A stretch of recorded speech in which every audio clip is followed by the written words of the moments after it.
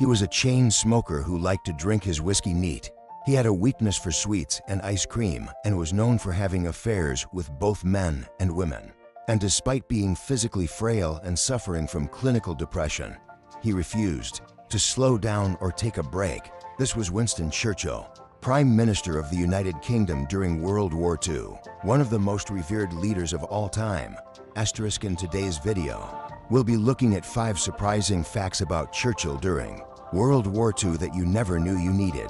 Make sure to watch until the end, because the last one might just make you lose all respect for him. Asterisk number 1, the great man theory.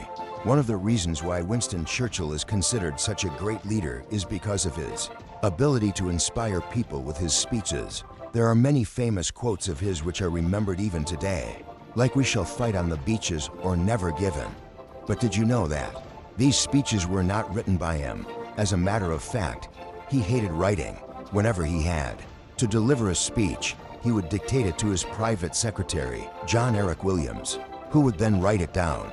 Williams would put so much effort into making the speech perfect that they would often go through multiple drafts. Churchill was very particular about the way things were worded, but he would leave the structure and general flow of the speech to his secretary. While this might not be fair to Williams, who undoubtedly helped shape some of the most important speeches of the war, it gives us a glimpse into how surprisingly normal Churchill's process was. It's easy to forget that no matter how great a leader is, they also have their own weaknesses and flaws. And for someone like Churchill, who is already an icon of leadership, it's even more fascinating to learn about the man behind the legend. Asterisk, he led from the front. When Britain was at war, Churchill was determined to do everything he could to help the war effort. And one way he did this was by giving speeches that inspired the British people to keep going. Some of his most famous speeches, such as "We shall fight on the beaches" and "Never given," were made during the darkest days of the war when Britain was facing its greatest challenges. Churchill understood the importance of morale, and he knew that the British people needed to be inspired to keep fighting. His speeches not only rallied the troops, but also gave hope to the civilians who were suffering through the Blitz. Through his words, Churchill was able to create a sense of unity and purpose that helped Britain through its darkest. No.2 Secret Weapon Research Department. Another reason why Churchill is remembered as such a great leader is because of his commitment to winning the war. He was willing to try anything if it meant that he could defeat the Germans. Did you know that he once funded a secret weapon research department? Yes, you heard that right. In 1940, Churchill created a special department within his office that was responsible for developing new and innovative weapons that could be used against the Germans. This department was highly secretive and only a few people knew about it. They came up with some crazy ideas like poison pills that would kill Hitler, inflatable tanks that would sneak into German air bases and destroy planes, and even a plan to assassinate Mussolini. Of course, most of these plans never saw the light of day, and some of them were downright ridiculous. But it shows just how far Churchill was willing to go to win the war. Unfortunately, this department was eventually disbanded when the war was nearing its end, and we may never know what other crazy plans they had come up with if they had been given more time. Asterisk, he had a double. During the war, the British government took great pains to protect Churchill's health and safety. One of the ways they did this was by using a look-alike to fool potential assassins. On several occasions, a man named Cyril Allgood, who bore a striking resemblance to Churchill, was sent out to public events in the Prime Minister's place. Allgood was a professional actor and had been chosen for the role because of his ability to mimic Churchill's mannerisms and speech patterns. While this may seem like a small detail, it was actually an important part of the government's strategy to keep Churchill alive. If the Germans had managed to assassinate Churchill, it could have had a major impact on the outcome of the war. So by using a double, they were able to protect one of their most valuable assets. Asterisk no. 3 Anti-Jewish remarks. Although he is remembered as a great leader who helped defeat the Nazis, the truth is that Churchill was actually quite anti-Semitic himself. He made several remarks throughout his life that were offensive to Jewish people. For example, he once said that the Jews have to be handled carefully with kid gloves. He also blamed the Jews for the problems in Egypt and called them a menace in South Africa. Despite his personal feelings towards Jews, he did not implement any anti-Semitic policies while he was in office. However, he did appoint a non-Jew as the Minister of Economic Warfare, which led to the seizure of Jewish property in countries occupied by Germany. Additionally, he ignored pleas from his own cabinet members to take action against the Nazis and protect Jewish communities in Europe. Ultimately, it was under his leadership that Britain implemented the White Paper policy, which limited Jewish immigration to Palestine, a decision that had devastating consequences for European Jews trying to escape Nazi persecution. While it's true that Churchill was a complex figure who made both positive and negative contributions during World War II, it's important to acknowledge his flaws as well. His anti-Semitism is one aspect of his character that should not be ignored.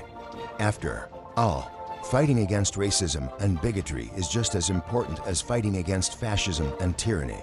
By understanding the complexities of historical figures like Churchill, we can better understand the world we live in today and work towards creating a better future.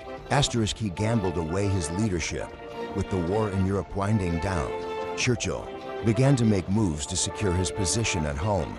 In 1945, he called for a general election, confident that his party would win a huge victory and that he would be able to form a post-war government. However, the election results were a disaster for the Conservatives. They lost 60 seats and came in second to the Labour Party, which won 393 seats. Despite this, Churchill was able to form a coalition government with Labour and remain Prime Minister. Number 4, Operation Bodyguard. When planning for D-Day, Churchill wanted to be prepared for every possible scenario. What if the Allies were defeated? What would he do if Britain was invaded by the Germans? To answer these questions, he created a top-secret plan called Operation Bodyguard. This plan involved evacuating the British royal family and government officials to Canada in the event of a German invasion. Churchill even went as far as choosing which Canadian city the government would relocate to: Montreal. He felt that it was the safest city in Canada and had the best chance of withstanding a German attack. Thankfully, Operation Bodyguard was never put into action as the Allies ultimately won the Battle of Normandy. But it's still a fascinating look into the mind of a wartime leader and the lengths they will go to ensure the survival of their country. It also raises some interesting questions about the relationship between Britain and Canada during World War II and the role that Canada played in the Allied victory. Further research into this topic could reveal some fascinating insights into this lesser-known aspect of the war. And no. 5. Secret love affairs. During World War II, Churchill was known for his heavy smoking and drinking habits. He would often chain smoke cigarettes and drink whiskey while working late into the night.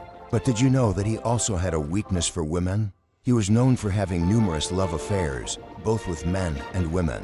One of his most famous mistresses was the American journalist and war correspondent Martha Gellhorn. They had an affair for several years, but she was just one of many women that Churchill slept with during the war. In fact, there were rumors that he had a list of women he wanted to sleep with before he died, and he wasn't afraid to use his power and influence to get what he wanted. There were even reports that he propositioned a 19-year-old war widow while he was visiting her husband's grave. Needless to say, his behavior was often inappropriate and insensitive, but it was also a reflection of the times. During World War II, there was a lot of sexual liberation going on, especially in Britain. With so many men away fighting in the war, women were taking on new roles and responsibilities in society. They were working in factories, driving buses and trains, and even serving in the military. This newfound independence and mobility led to a surge in sexual exploration and experimentation. Churchill was by no means the only person having affairs during the war. In fact, it was so common that there was even a term for it: wartime divorce. The number of divorces in Britain increased by 50% during the war years. So while Churchill's behavior may seem shocking and scandalous today, it was actually quite typical for the era in which he lived. What do you think of Churchill after watching this video? Do you think he was a great leader despite his flaws? Or do you think his mistakes were too big to ignore? Let us know in the comments below.